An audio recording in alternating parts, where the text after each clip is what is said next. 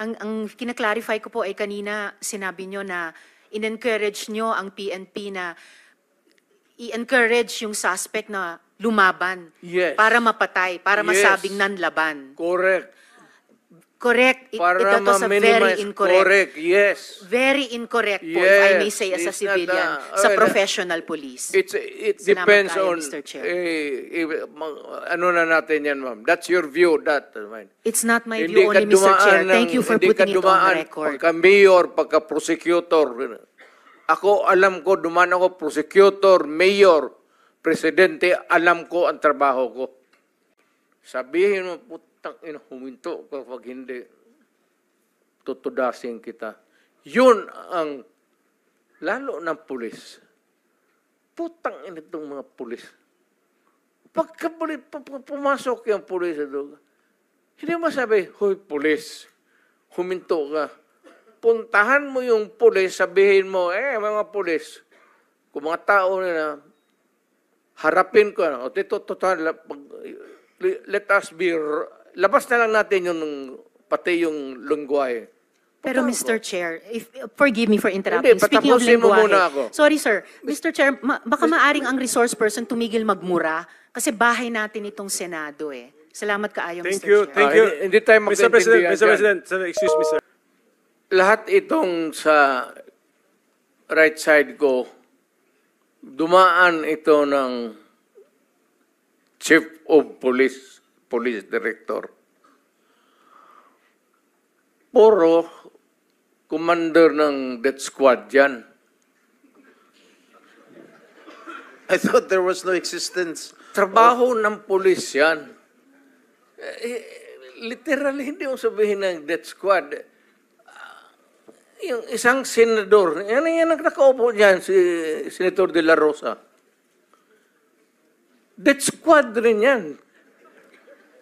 Because they were police directors handling the controlling crimes in the city. So pag sinabi mong death squad, it's a very loose term na ginagamit mo lang parang gano'n isili. Lahat yan sila, ito, si Danao, ayan o. Nagdadasal kasi sa kasalanan niya siguro. Magkano bang, ilan bang pinatay mo? Dumaan yan. Ito, De La Rosa. Tanungin ko sila ngayon. Tanungin ninyo. Openly, lahat yan dumaan pagka-police chief. Pati yan si Gamboa. Tanungin ninyo. Danao, kung may utos ba ako na patayin ninyo yung tao na nakatali yung paa, pati kamay sa likod, or assassinate them. Ang sinabi ko, ganito, prangkahan tayo, encourage the criminals to fight. Encourage them to draw their guns. Yan, buhay yan. Ayan ang sila, yan ang instruction ko. Pati yan si Kuy. Encourage, pati yan si De La Rosa, encourage them lumaban. Pagka lumaban, patayin ninyo para matapos na ang problema ko sa siyudad ko. Noong na-presidente ako, ganun rin sa command conference. Diyan sa Malacanang. Yan ang utos ko. Bakit ko pagbigyan important?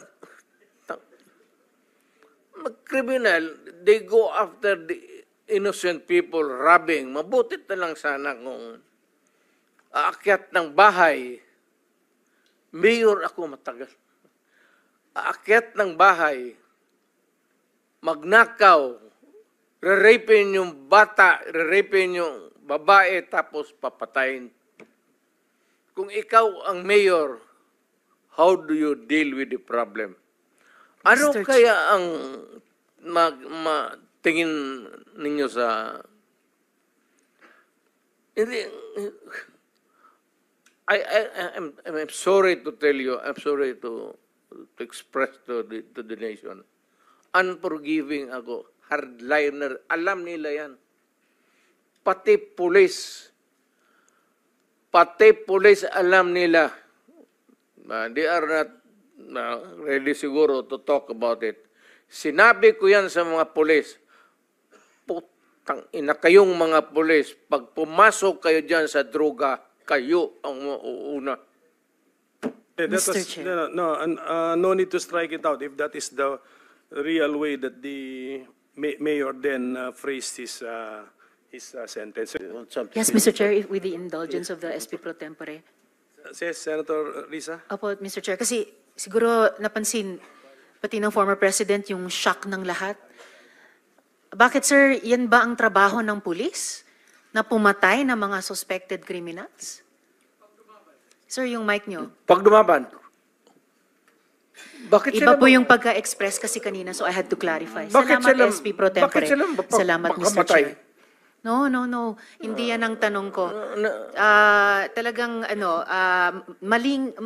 napaka hindi magandang impression po ng mga statements kanina. Kaya I appreciate the candor of Yusek Kuy at pati kanina ni General Danao Look, ma'am, about it. may I Salamat kayo, Mr. interrupt Chair. you I'm done, Mr. Chair. for now. kindly? Go ahead, Itong sir. mga to, ma'am, galing ito ng mga sa Academy PMA. Hindi ito mga bubo. Hindi rin ito papayag na utusan mo ng illegal.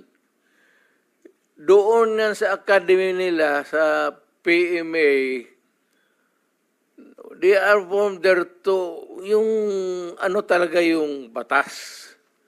Kaya pag inutusan mo yan, sabihin mo, patayin mo, sabihin, sir, mukhang hindi pwede yan, sir.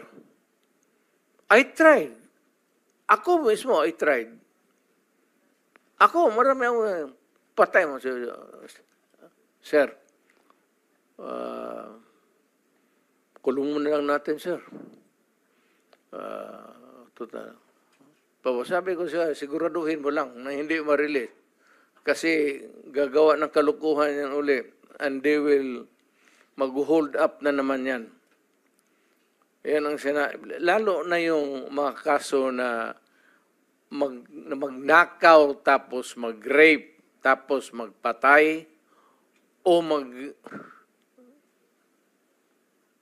Mr. Chair. Can we let the president complete his sentence? What were you trying to say, sir? That Yes, pagka mag-rape, magpatay, magnakaw, magpatay, and then what do we do with them? ganun na lang ang sadness ko sa trabaho ko. Thank you. Kaya hindi ko lang sinabi ko yan kasi hindi ko lang sila mautusan ng gano'n na gaya ng sinabi ko, putang ina, nag-rape ng bata, yan pinatay, patayin mo. Hindi ko mautusan tong mga to. Sabi ko, karamihan sila PMA, hindi maniwala yan ang ganon.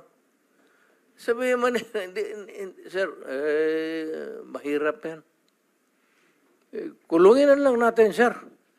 Walang dumaan yan sila sa... There was never a time na sinabi ko, patayin ninyo yan.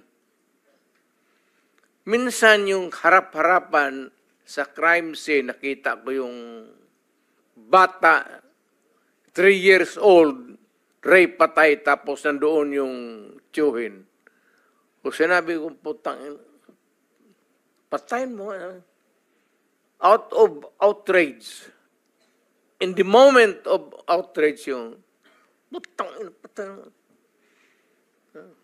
Sir, kulungin na lang natin yan, sir. Ano nangyari doon, Mr. President? Yung insidente na yun, napatay nga yung tito? Pinatay? Hindi. Hindi. Mr. Chair. Yes, Senator Risa. Alam ko po na matatalino mga taga-Philippine Military Academy. Hindi po yan ang issue. Ang kinaklarify ko po ay kanina sinabi nyo na in-encourage nyo ang PNP na i-encourage yung suspect na lumaban Yes. para mapatay, para Yes. masabing nanlaban. Correct. Correct. Para Ito to sa very ma-minimize. incorrect. Correct, yes. Very incorrect po, if I may Yes, say, as a it's not, civilian, sa well, professional police. It Salamat depends kayo, on, Mr. Chair. ano na natin yan, ma'am. That's your view, that. Ma'am. It's not my Hindi view ka only, Mr. Chair. dumaan Thank you for hindi ka putting it on dumaan the record. Pagka-mayor, pagka-prosecutor. Ako, alam ko, dumaan ako, prosecutor, mayor, presidente, alam ko ang trabaho ko. Yes, Yan salamat ang totoo kayo, Mr. dyan. Chair. Hindi ka nagdala ng syudad eh. You never Totoo had po, a Mr. chance Chair. to solve the problem of a community. Thank you, Mr. President. Thank you for Senator putting it on Hindi record, tayo Mr. Chair. magkaintindihan dyan. Senator Estrada has the floor. Thank you, Mr. Chair. At Alam kung niyo, pabalikin ako, sir, gagawain ko uli yan. Dublado. Your Honor, silence, please. Osaa, silence the gallery, and those who will do that again, exclude them from the hearing hall. Gallery, please do not encourage me. Huwag nating kalimutan, may bombshell na inamin ang dating presidente kanina. Sinimulan niyang i-implicate, ilaglag yung mga ilan sa mga dating PNP officials natin na involved daw sa Davao Death Squad noon. Pero sila mismo, sinabi nila na may death squad sila. Siya. Bagamat hindi daw pulis, may death squad siya. Yun yung iniimbestiga nga natin dito, Mr. Chair.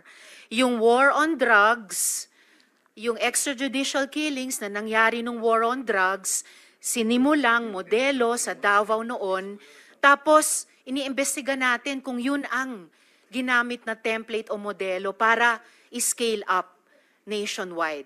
So, bombshell yung sinabi po ng dating presidente na meron na silang death squad, anuman ang pangalan yan, police o non-police ba yan, kasi it looks like what we are investigating now, yung ginamit na instrumento para sa war on drugs na nagbunga ng napakaraming extrajudicial killings. You are For the record, Mr. correct, ma'am. React, sir. Tama Thank you, ka talaga. Mr. Chair. Tama ka talaga. So, ganito na lang. Huwag na lang yung pulis. Kawawa yan, wala yung sa Davao experience, Davao, ako. Imbestigahan niya ako. Set a date for an investigation para sa akin. Ako ang imbestigahan ninyo. At kunin ninyo yung record sa Davao yung namatay. At sabihin ko sa inyo kung wala akong taguin. Alam mo, nag-warning ako, huwag kayong gumawa dito. Kasi gusto ko ang Davao was a very kawawa noon. Alam ninyo, sir, panahon ng NPA nung hindi pa ako mayor, kita mo ang Davao. Left and right ang hold up, walang makalabas sa bahay. Pati mga pulis takot. Kasi nandyan yung mga NPA, pinapatay sila. Kaya sinabi ko, nag-agyat ako sa bukid, nung na-mayor ako, sabi ko, ayaw ko ng away sa inyo. Pero yung mga pamilya ninyo, nandyan sa syudad natin, yung mga top honso ng Communist Party, bilangin ninyo ilan ang taga Davao. Saan ang pamilya nila? Sa Davao. Kaya umakyat ako sa bukid. Sinabi ko, stop it. Huwag ninyong patayin ang mga pulis ko kasi putang ina yung pamilya ninyo. Yayariin ko yan. Mr. Chair, if I may, dahil matagal na po yung sa NPA, kung maaring mag-follow-up question ako sa dating presidente Go ahead, ng sir. Death Squad. Mr. Chair? Salamat Go ahead, kaayo, Senator Mr. Chair. Risa. Kanina, sinabi nyo there were 7 people dun sa inyong self-described death squad. Ano po yung mga pangalan nila at paki-describe yung structure ng organization na sinet up nyo, yung death squad na iyon? Yung death squad ko, ang death squad ko, ma'am, is, of course, it is organized.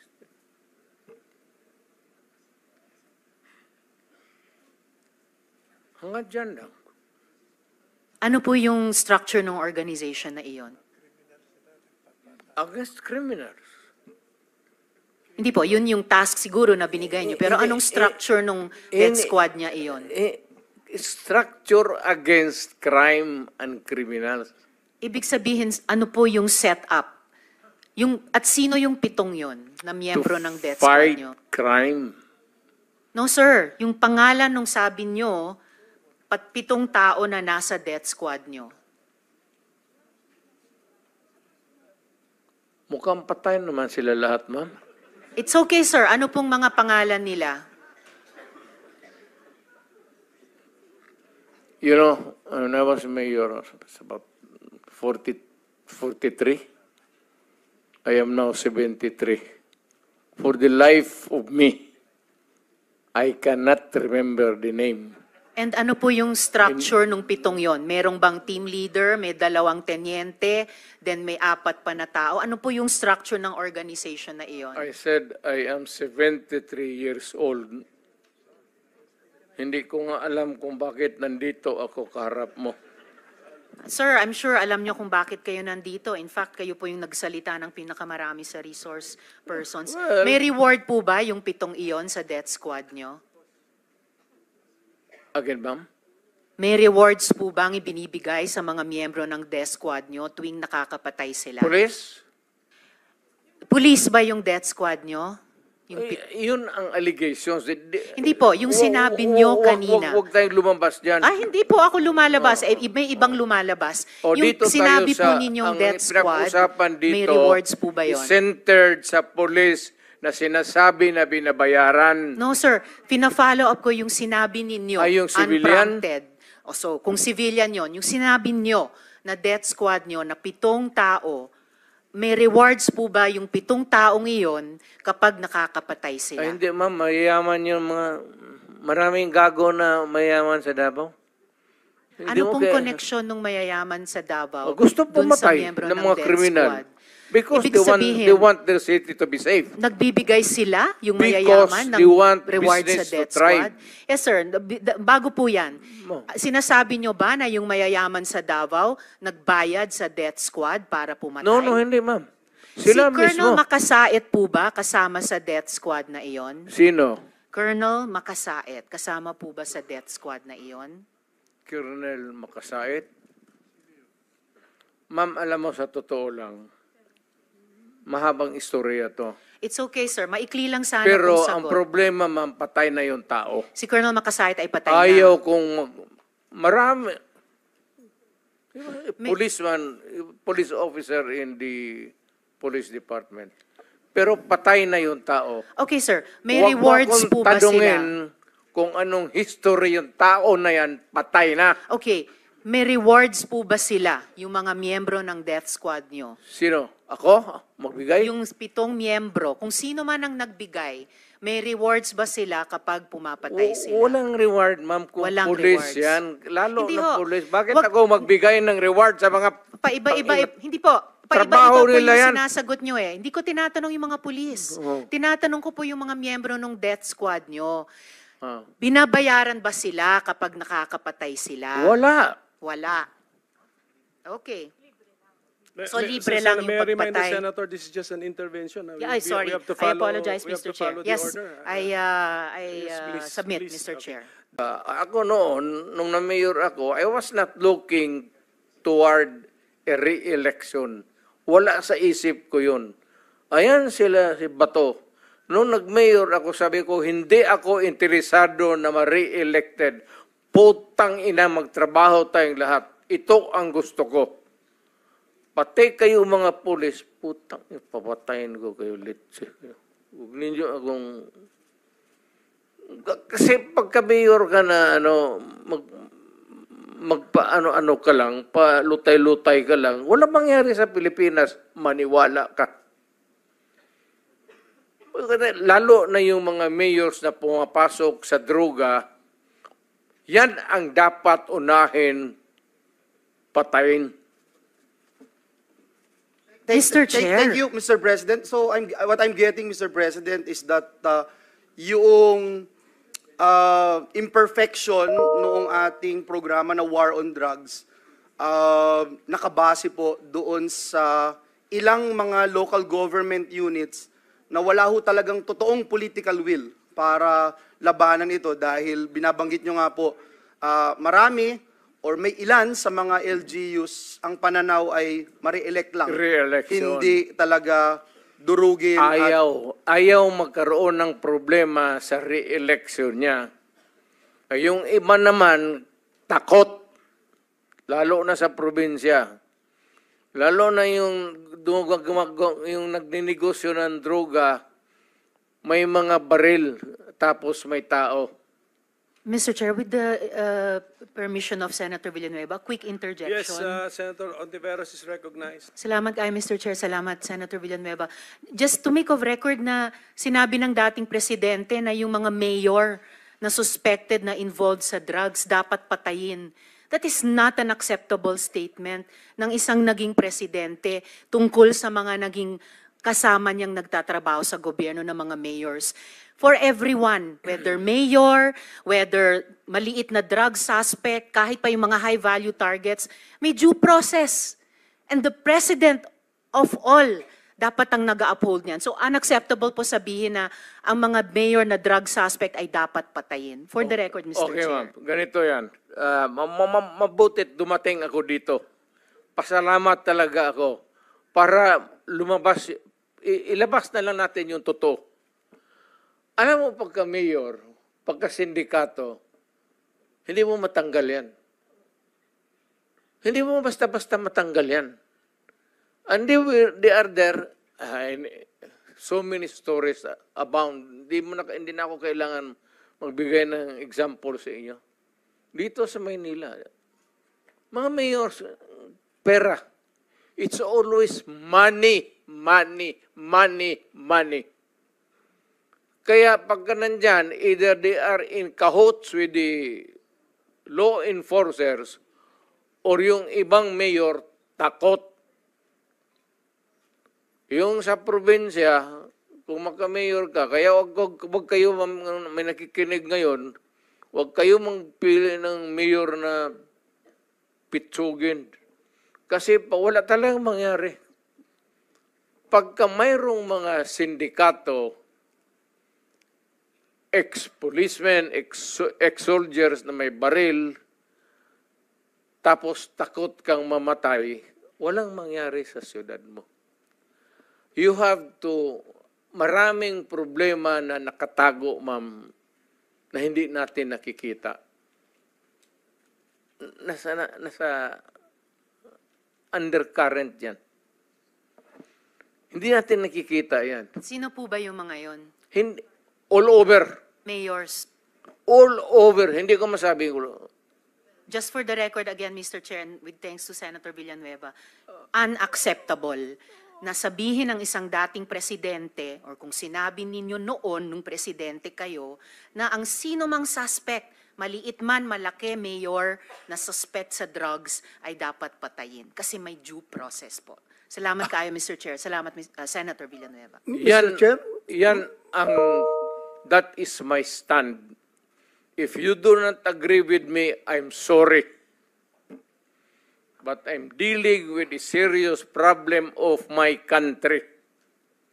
Hindi mo madala sa pakiusap yan. Sabihin mo, putang ina, huminto ka pag hindi, tutudasin kita. Yun ang, lalo ng pulis. Putang ina itong mga pulis. Pagka pumasok yung pulis sa droga, hindi mo masabi, hoy pulis, huminto ka. Puntahan mo yung pulis, sabihin mo, mga pulis, kung mga tao na harapin ko, o dito, let us be, labas na lang natin yung, pati yung lungwahe. Pero Mr. Chair, forgive me for interrupting. Hindi, Speaking of patapusin mo muna ako. lengguwahe. Sorry sir, Mr. Chair, baka maaring ang resource person tumigil magmura kasi bahay natin itong Senado eh. Salamat kaayo, Thank Mr. you, Chair. thank you. Hindi tayo Mr. President, magkaintindihan Mr. dyan. President, sir, excuse me, sir. I am relating a conversation. I am, hindi Yes, ako nagbumura. Mr. President, okay. Sinasabi ko yan kung ano ang sinasabi ko doon sa Correct. tao. Klaro na po yun, Mr. President, na when you relate to the police officers, may kasamang mura. Pero okay na, klaro na po yun. Pwede na nating hindi ulit-ulitin, Mr. President. Hindi lang, Kung pwede sabihin ko lang. sa kanya, papatayin kita. Hindi lang ako magmumuno sa... Okay. Iwasan lang po. We try our best na iwasan na po. Anyway, naintindihan po Well, namin.